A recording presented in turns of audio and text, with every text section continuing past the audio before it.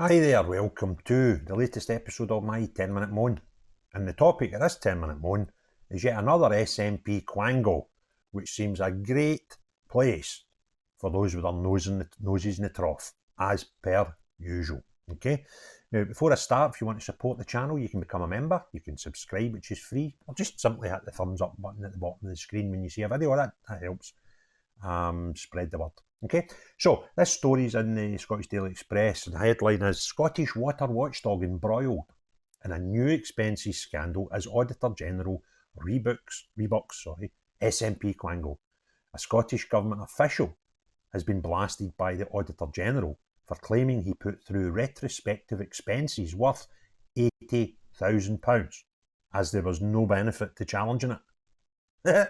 Yeah, you get that right. A Scottish Government official signed it off, a claim for something that had already happened because there was no benefit in challenging it. Is it me? Right, this is a cracker. And it's not the only thing it covers.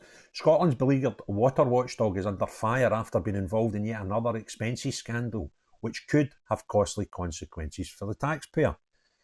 The former Chief Executive of Water Industry Commission for Scotland, which is going to be referred to as WICS from now on, was forced to quit in December after being embroiled in a row over unacceptable use of public funds. Now, before I go further in the story, just remember that sentence. He was forced to quit in December, right? Didn't want to leave, didn't retire, didn't go and get another job, was forced to quit, right? Alan Sutherland gave permission for his colleague to go on an £80,000 training course in Harvard, but failed to get approval from the Scottish Government. He also dished out £2,600 to provide every member of staff with a £100 gift card at Christmas, and spent £402 on a dinner for two, which he could not justify. You know, he left, But now, a new probe by the Auditor General has identified further instances of inappropriate use of public funds. In the first 9 months of 23-24, that would be for April onwards, this will be revealed in the audit of the taxpayer-funded organisation at the end of the year, in case this is the calendar year. Stephen Boyle, he's the Auditor General, also lambasted senior Scottish Government officials for suggesting that all expenses which are run up without the permission of the SNP ministers would be put through anyway on the public tab. He indicated this would encourage contentious expenses which would be applied for retrospectively. Wait to hear what the Minister said. He wrote a letter to the Public Audit Committee and outlined what consequences there could be for WICS for failing to apply for expenses. He said, I believe there is a wider point for the committee's consideration in relation to the view expressed by the Scottish Government that approval was essentially based on the fact the money had been spent, so there was no material benefit at that point in challenging it. These people are mental. So, what's happened here is, this stuff's meant to get, there's a list of stuff that they can, sign off themselves, this WICS, the Water Industry Board. And there's a lot of stuff that they need approval. So they've done stuff like sent this guy on an 80 grand course to Harvard. They didn't ask the Scottish Government for it. When it became apparent and it was put in front of the Scottish Government, their minister said, we'll just let it go because there's no point in challenging it. What? So, if that's your sort of normal, then they would just sign off whatever they want. They don't have to come to you for anything if you're going to just sign off retrospective ones, because there's no point in challenging it. A key aspect of the sponsorship model for NDPBs is that Scottish Government approval is sought in advance for any expenditure or activity that is beyond the body's delegated powers or does not comply with the requirements of the Scottish Public Finance Manual. And in expressing such a view, the Scottish Government official risks indicating that approval will always be granted when the expenditure has already been incurred. Such an approach would undermine the operation of the sponsorship model, could discourage bodies from seeking prospective approval for potentially contentious expenditure, and would unlikely meet the requirements of the Scottish Public Finance Manual. So not only is it a stupid thing, because it'll just lead to other people just saying, "Oh, bugger it, I'll just do it anyway," and they'll sign it off. It could also be against legislation, which is in the Scottish Public Finance Manual. But they don't care. The comments were originally made by John Rathjen, the government's Deputy Director of Water Policy, who was forced to apologise to MSPs at Holyrood when the audit report was discussed. But it's been claimed that he was informed by Wicks about the spend on the Harvard course beforehand. Now that's interesting, because this guy says, "Oh, we just sign it off because it happened anyway." It now looks as if he actually knew about it before the guy went to Harvard and 80 grand, and it sounds as if he's covering his own arse. Mr. Boyle, this is the commissioner guy, the audit guy, added that the audit commission had now reviewed financial transactions during the first 9 months of 23/24 and found there have been further instances of inappropriate use of public funds, and the auditor is considering the implications of this audit.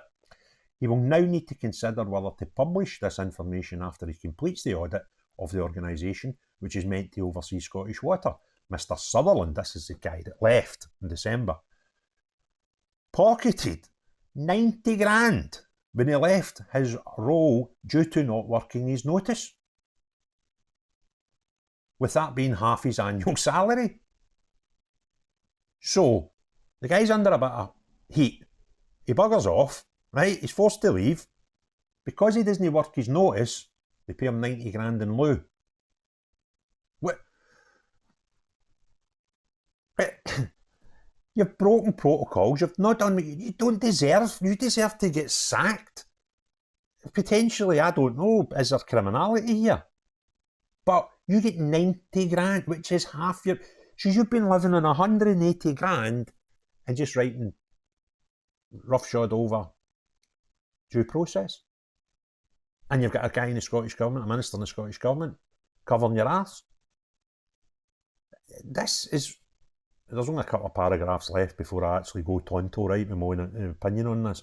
The Scottish Water Industry Financial Watchdog is expected to use public funds to settle the personal tax issues as a result of the spending. Oh, aye, fair enough. Earlier this year it emerged its former boss, this is the guy who got the bullet, was given 14 grand payment for some of annual leave he did not use. What is going on here? 40, that's more than some people get in part-time jobs in a year. He's getting, because he didn't use some weeks in his maybe some days in his annual leave. So, but this is a bit weird. The Scottish water industry is expected to use the public funds to settle the personal taxes as a result of the spending. Because if you get stuff, benefits in kind, which potentially be an 80 grand course, because we don't know what the course is for at this point, it might not be even for work-related stuff, then you're due that as a benefit in kind and you should get taxed on it. A spokesman for Wicks said, following the departure of the former CEO, Wicks conducted a review of all transactions relating to that period and shared it with Audit Scotland in an effort to be open and transparent. Sounds to me there's only one of two things going on here. Wicks have either realised when he was at it and done their own investigating and put that onto Audit Scotland, or they're covering their own arse, right? I'm not sure at this point what it is, but this just, folk go, it's only 80,000 and, look at Westminster, millions and all that carry on, right? I'm not saying I couldn't care less, I could care less, but when this is a government that have the biggest impact in my life, and this is not unique. This happens all over the place, and it gets me thinking, right? See if this was, I've said this before, if the people running this country ran it like a business, see these costs, right? There's only two things business isn't difficult. The theory behind it, the practice is, because sometimes people forget the hard work and the graft involved, right? But the idea of business is, whatever the business, it's a corner shop, an ice cream van, or ICI, you make your income as much as possible, and you make your costs as small as possible, and you keep this bit called profit. Running a country is slightly different. You don't need this bit called profit. It'd be nice to have a wee bit of slush, but you don't need it. Normally what you do is you set your income, and that's how much money you take in taxes, basically, whether that be through a shop till or at source with your wages. So all these taxes are created and that gives you your income, and you've got to make that balance your expenses or you're buggered, right? And I guarantee you, see if somebody, and it wouldn't need to be Richard Branson level people, just people with a bit of common sense and logic and a wee bit of, business acumen about them, get involved with this government and looked into all this sort of shite, you would save, I would suggest, hundreds of millions of pounds, minimum, possibly billions, with wastage, which means your costs are a lot higher than they need to.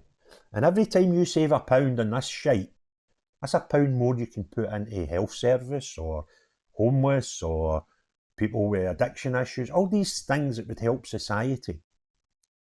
But these people, it's only 80 grand, it's only 2.5 grand, it's only whatever. But you multiply that by the amount of Quangos we've got and the amount of local councils, because they're the worst. I've dealt with them, right? I've dealt with them in London. I was a sales director for an industrial cleaning company that dealt with 4 or 5 of the London boroughs.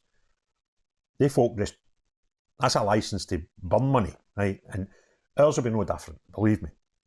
Where people that supply these people have basically got 2 price lists. Get one for normal businesses and one for councils, right? That's what happens across every single industry. They take the pants down. As soon as it's public purse, ease some of it. So if we have people in government, whether that be Holyrood or even local government, if say, hold the boat, we're going to get the pencil sharpened here a bit, and we're going to have a look at every single penny we spend. You would, in a normal business, that would make you lots of profit. But in the business of looking after, government, it gives you loads of money to spend in things that are more important than this guy's 14 grand for his holidays that he didn't take, his 90 grand payoff when he buggered off and didn't work his notice, or even his 100 grand wages and his 80 grand jolly to Harvard for whoever it was that got that trip.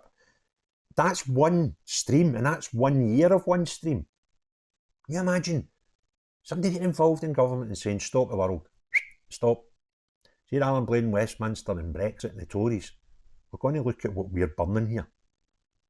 And the more I think about it, it would easily be hundreds of thousands, if not billions of pounds per year, totally wasted on shite like this and proper costs, Just, and that would take a big move in how people work in their head, the mindset of Scottish government and local government. Because the wastage is and will be phenomenal. And that would help, because if we want to make society better, it costs money. And all this nonsense that we spend money on and waste money on could easily go to really, really good things and actually manage the company, manage the country, right? And maybe that's a slogan, let's manage the country. I quite like that. What do you think of that? That might be the slogan going forward. Let's manage the country. Let's manage Scotland, right? Let's manage Scotland. I like that. That just came to me in this video. I love that. Where stuff like this is no longer acceptable. The burning of cash by local and Holyrood governments is not longer acceptable, right? See that shipbuilding thing? See if that was a private business that was running that project.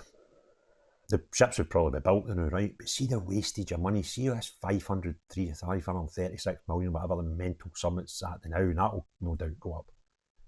See if that was run by a private business, it'd be nowhere near the costs. Trust me on that, nowhere near it. Because they would be looking to reduce costs all the time to help profit. That's what businesses do. Governments don't. Let's manage Scotland. I like that.